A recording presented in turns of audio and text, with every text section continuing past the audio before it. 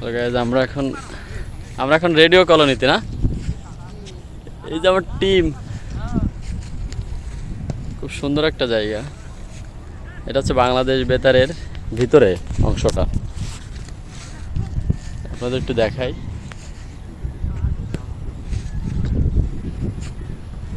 ওই যে দেখছেন,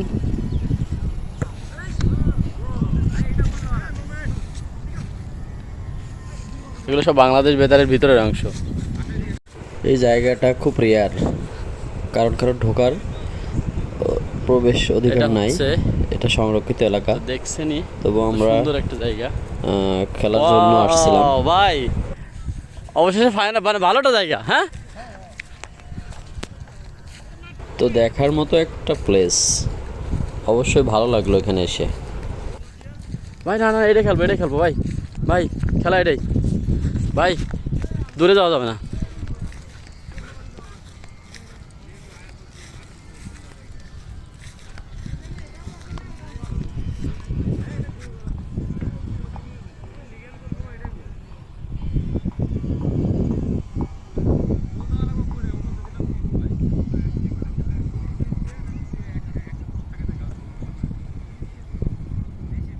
কঠিন একটা জায়গা, পুরো ভিউটা আপনাদের দেখাই, এত সুন্দর একটা জায়গা।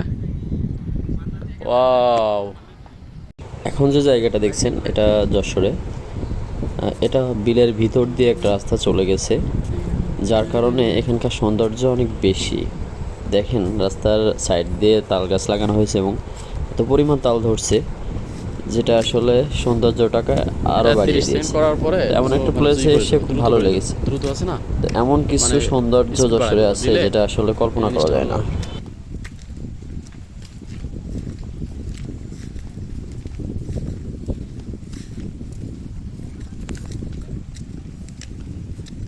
রাস্তার দুই ধার দিয়ে নারকেল গাছ আর তাল গাছ লাগানো আছে, যেটা অনেকটা আমরা যে নওগাঁর ঘুঘুডাঙ্গার তাল গাছের চিত্রটা দেখি রাস্তার দুধার দিয়ে, এমনটাই। দেখেন গাছটাতে কি পরিমাণ তাল ধরেছে।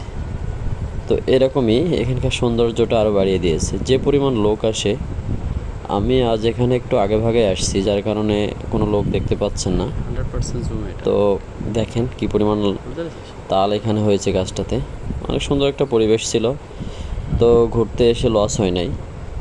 এমন একটা জায়গা এত সহজে পেয়ে গেলাম, আসলে কল্পনা করা যায় না।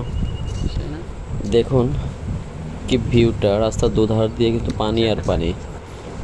এখানে মূলত হচ্ছে সৌন্দর্যের দিক থেকে অনেকটা এগিয়ে, যেটা উপভোগ করার জন্য আমাদের